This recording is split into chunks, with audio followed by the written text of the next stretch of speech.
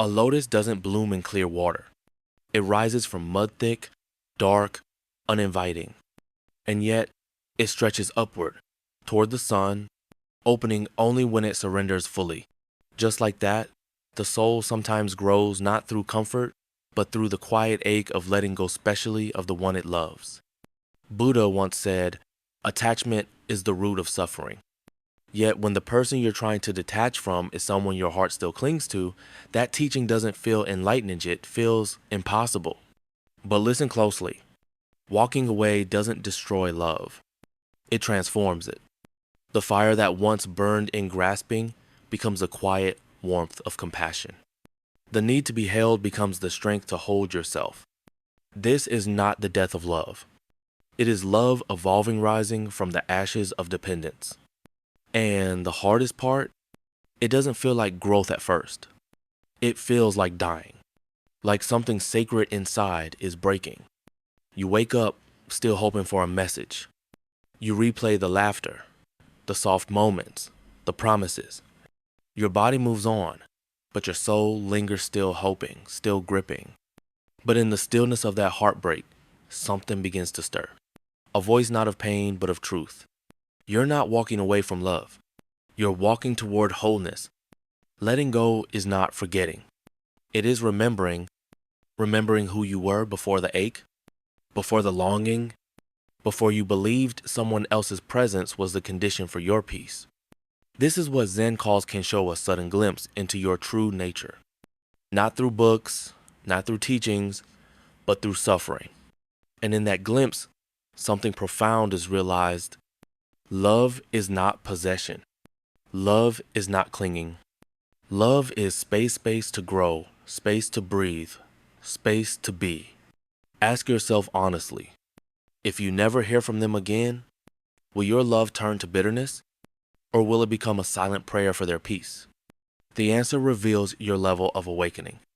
So as this journey begins, let's be clear. This is not a story of heartbreak. It's a story of liberation. A journey not into loneliness, but into presence. And if you're still here, still listening, maybe, just maybe, your soul is ready to remember itself again. You wait for the message. You glance at the phone again and again, maybe every hour, maybe every minute, but nothing comes. No word, no sign, just silence. And deep down, something inside already knows. The silence isn't random. It's not just an absence, it's a mirror. In Zen, what's missing on the outside is often a reflection of what's clinging on the inside. Each day becomes a quiet ritual. You hope they'll notice, you hope they'll care, you hope they'll remember. But the harder you hope, the heavier it feels. Is it really love you're waiting for, or is it the fear of being forgotten, of not being chosen, of fading into someone's past? One-sided longing is a kind of ache that doesn't scream, it simply lingers. It stays in your chest like a weight that no one else sees, but you carry everywhere.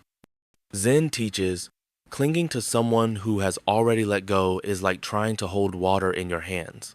The more tightly you grasp, the faster it slips through your fingers. There was once a woman who came to a Zen teacher and whispered, "I wait for his message every morning. Just one word would make me feel alive. But most days, there's nothing." The teacher didn't respond immediately. Then he asked, "And when there's nothing, what rises in you?" She paused. "I feel empty, like I'm not enough, like I don't matter." And with great gentleness, he replied, "Then it's not him you're waiting for. You're waiting for a version of yourself that feels worthy, but you won't find her in his text. You'll find her in your own breath, your own presence." That's when everything begins to chanjanat, when the message arrives. But when you realize you don't need it anymore.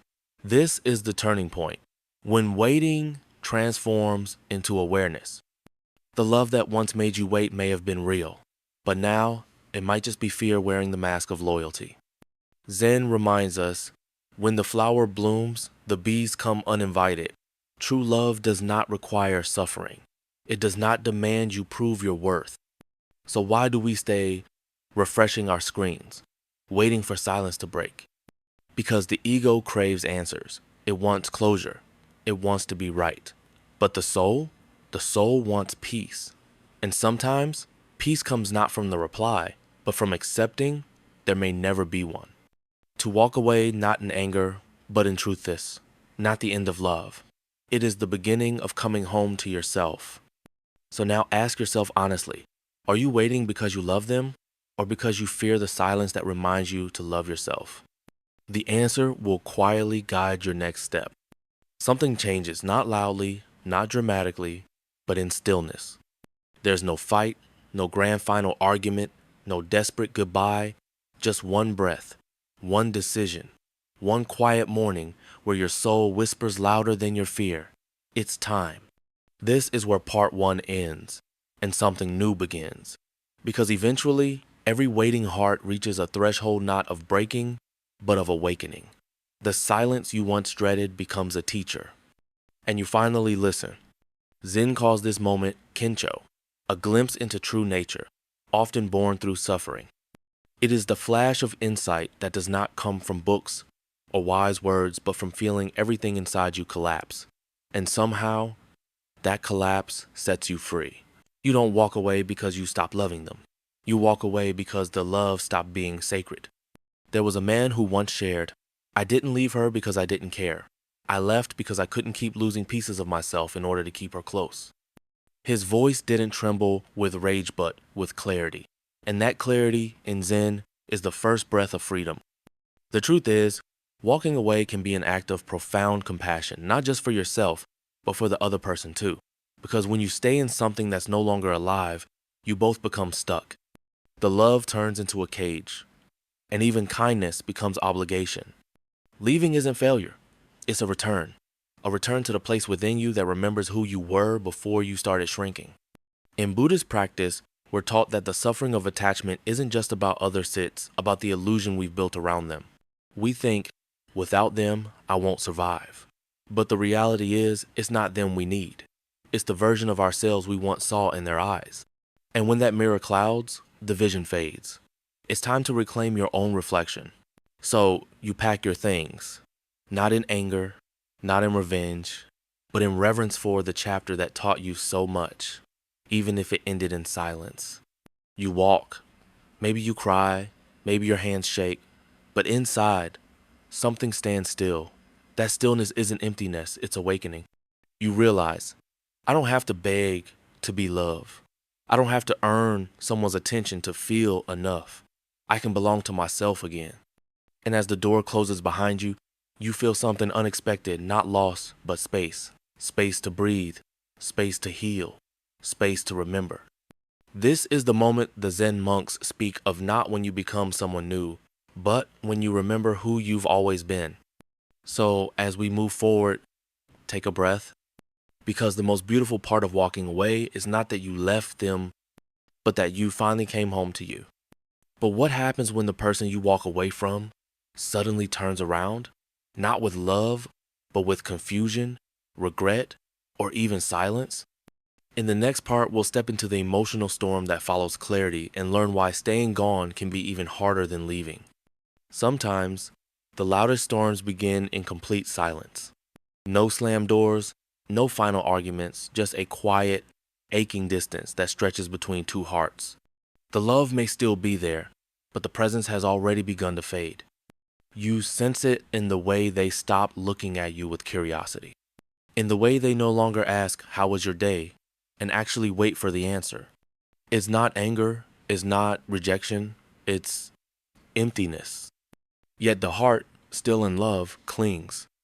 You hold on tighter, you text more, you smile harder, you try to bring back what is slipping away. But Zen wisdom reminds us, the tighter you grip sand, the faster it falls through your fingers. Clinging is not love, it's fear in disguise. Fear of losing, fear of being alone, fear of not being enough. And when fear drives love, suffering follows. A young man once came to a Zen master, his eyes red from sleepless nights. "She's still here," he said, "but I can feel her pulling away. I'm trying everything to make her stay, but it only seems to push her further." The master simply asked, "Why do you chase what is choosing to go?" The man replied, "Because I still love her." The master nodded and said, "Then let your love become compassion. If you truly love her, stop trying to possess her. Let her walk her path and walk yours in peace. That's the heart of Zen loving and attachment. It doesn't mean you don't care. It means you care enough not to trap someone and not to imprison yourself. Walking away in awareness is not an act of giving up. It's an act of giving space for healing, for clarity, for truth to breathe again. You walk away not because love is gone, but because control has taken its place. And that storm inside you is not rage, it's not betrayal. It's the soul grieving its own clinging. It's the ache of releasing the illusion that love must mean staying. True love doesn't always stay. Sometimes it bows gracefully and says, I will always wish you peace. And then it steps back, not with resentment, but with reverence. This kind of love doesn't burn out, it transforms. It becomes a quiet light that doesn't demand anything in return. It watches from afar, not to punish, but to remain whole. In Buddhist teachings, compassion begins with yourself. When your peace is bleeding for someone who can no longer meet you, staying becomes suffering, and suffering becomes karma repeated. So walk gently, not to escape, but to evolve. The storm will settle not when they come back, but when you no longer need them to. And in the next part, what happens when your absence echoes louder than your presence ever did? It's the silence before a new truth unfolds, like the sky after a storm, quiet but reborn. When the heart lets go, space opens. Not empty, but full of unseen possibility. You stop searching for validation in someone's eyes. You stop waiting to feel enough. In that stillness, something gentle begins to bloom. Not love for them, but love for yourself. A love that doesn't ache or cling. A love that breathes. And in that breath, you finally hear your own voice clear, calm, and whole. In the beginning, emptiness feels like a punishment. You wake up and there's no message, no good morning. The silence stretches across the room like fog soft but heavy. But Zen teaches, what you call emptiness may actually be space. Not a void to fear, but a room for the soul to breathe. It's in this space that you begin to see what you couldn't before. The way the morning light spills across your table, the rhythm of your breath, the quiet sound of your own presence. No longer shaped by someone else's approval, you begin to experience yourself not through their eyes, but through your own inner vision. One woman shared her story at a Zen retreat. I thought I would break when he left, she said. But the longer I sat with the silence, the more I started to hear myself. Not the voice of desperation, but the voice of clarity.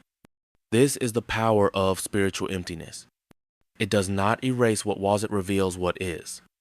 It strips away illusions, but only to offer something more real. Zen does not promise that solitude will be easy, but it reminds us, only when the cup is empty can it be filled with fresh water. In that stillness, you no longer see love as something to chase or survive.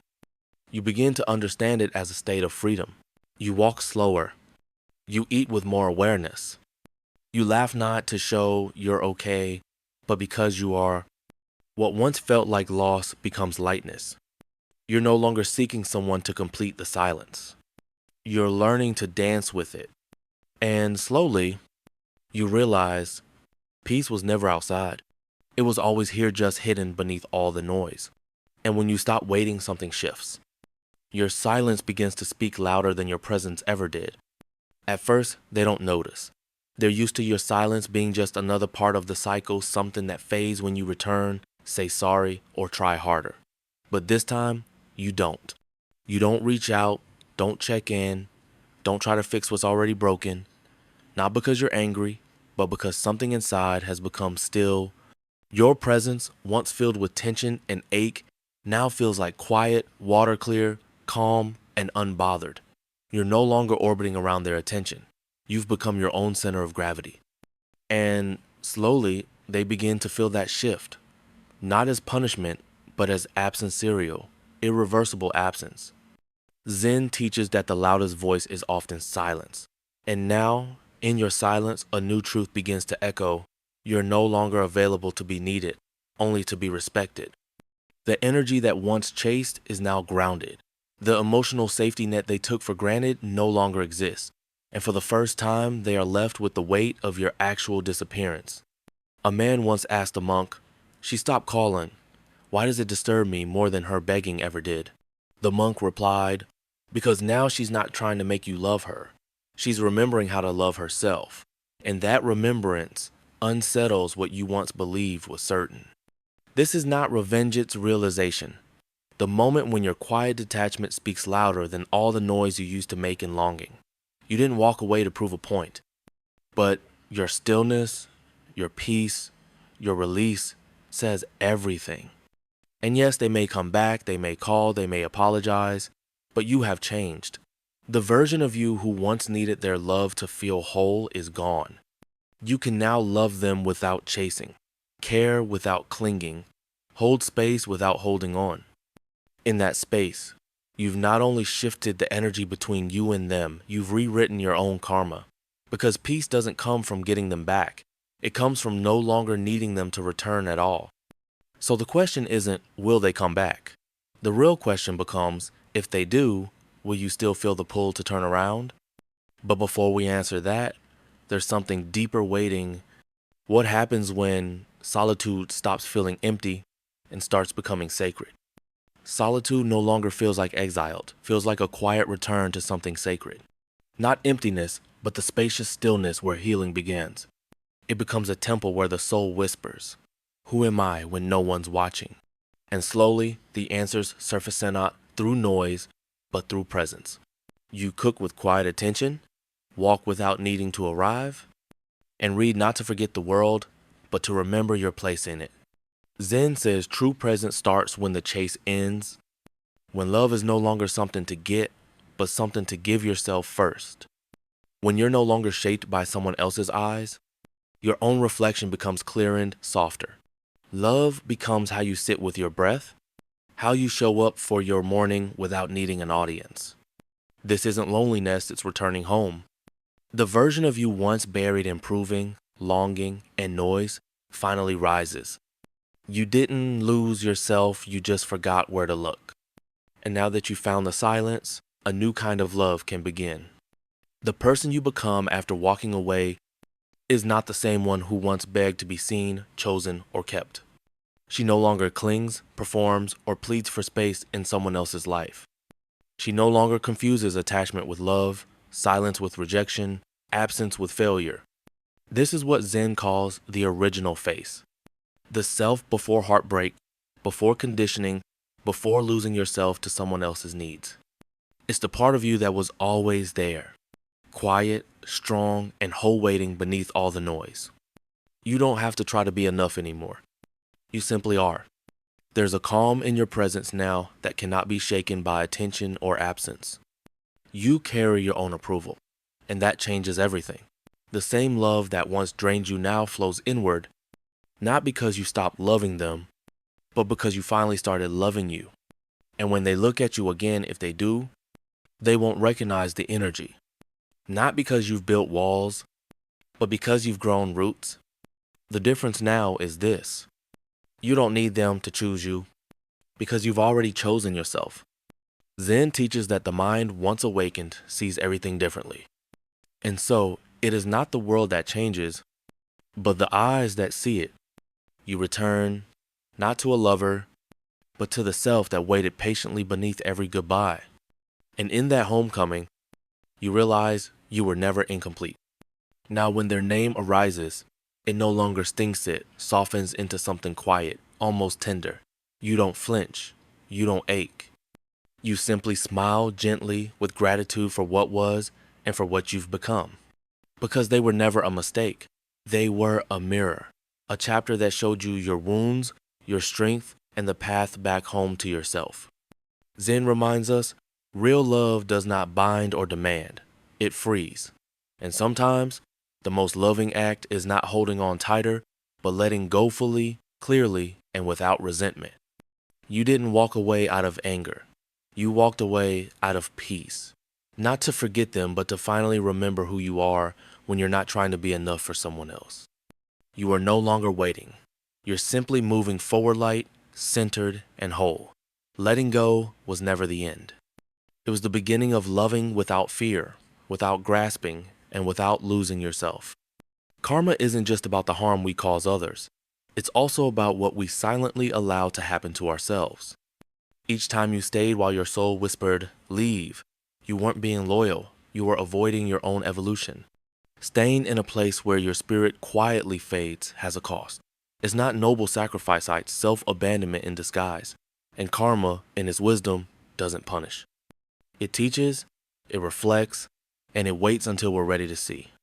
When love no longer uplifts but slowly wears you down, it's not always dramatic, it's erosion. That still, slow wearing away of your energy is karma knocking. Choose now to grow or to repeat. A woman once asked a Zen monk, "Isn't it more spiritual to stay and endure?" The monk smiled gently and said, "Not if staying means you're breaking. Your soul matters too." In Buddhist practice, Dharma means walking the path of truth, not comfort. Sometimes the most awakened act is to leave without guilt, because truth doesn't always look polite, it looks free. When you walk away from what no longer aligns with who you're becoming, karma transforms into dharma. Pain becomes clarity. Endings become sacred. You don't clear karma by enduring suffering forever. You clear it by recognizing the lesson, honoring what it gave you, and setting both hearts free with compassion, not resentment. Leaving isn't giving up. It's returning to your own path. It's saying, "I honor what we had, but I honor my becoming even more." So when you take one last look back, not in pain, but with peace, know that this decision may be the most spiritual act of your life. Because sometimes love asks you to stay, but other times love asks you to let go. And once karma has spoken, dharma quietly waits for your next step. When you finally stop clinging, you stop orbiting around them.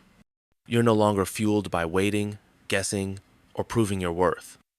You simply become center anchored in your own stillness. They sense something has changed, but they can't name it. Because your energy used to chase, but now it rests. You don't reach out, don't explain, don't ask to be seen.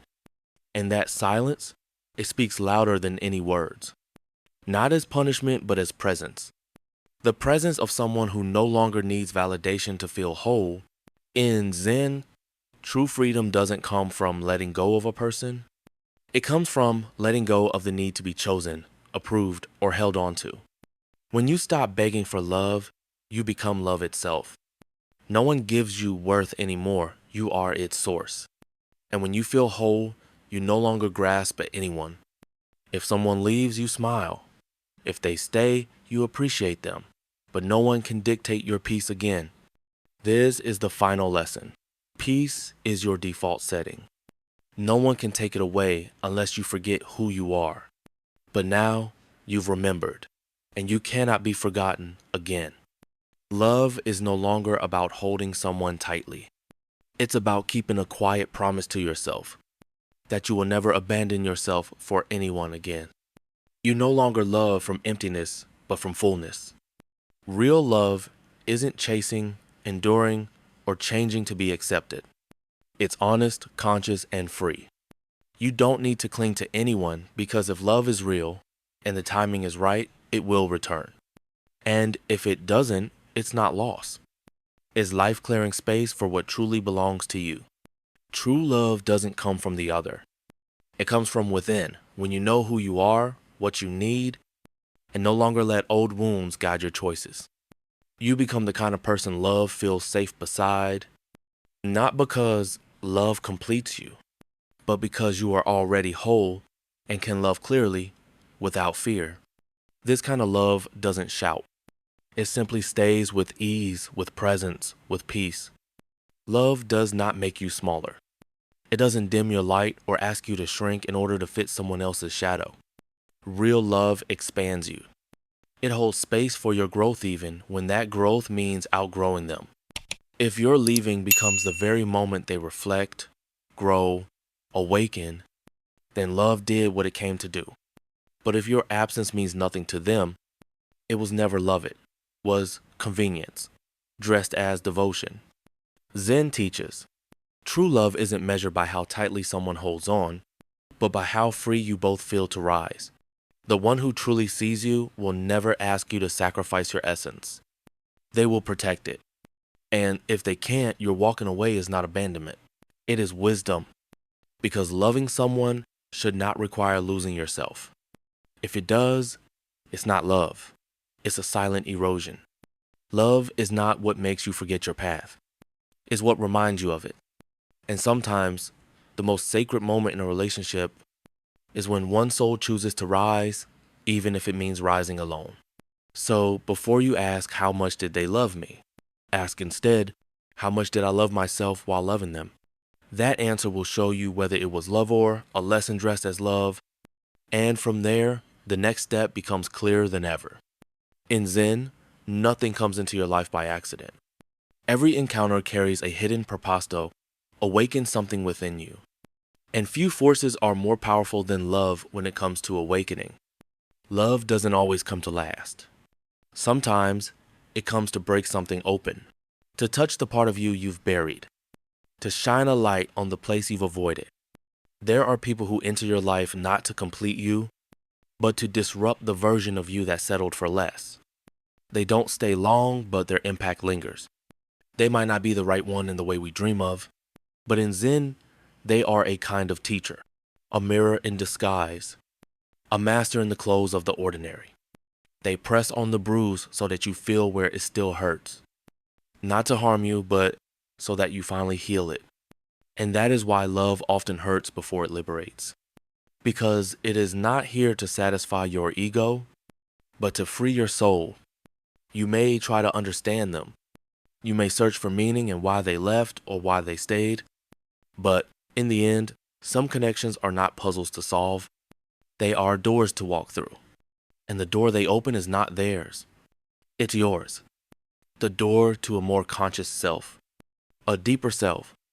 A self that no longer begs for love, but becomes it. So when love arrives, and especially when it leaves, don't ask only what it meant to them. Ask what it awakened in you. Because sometimes love's truest purpose is not to hold your hand, but to hand you back to yourself. You thought letting go meant losing something, but it was never about loss.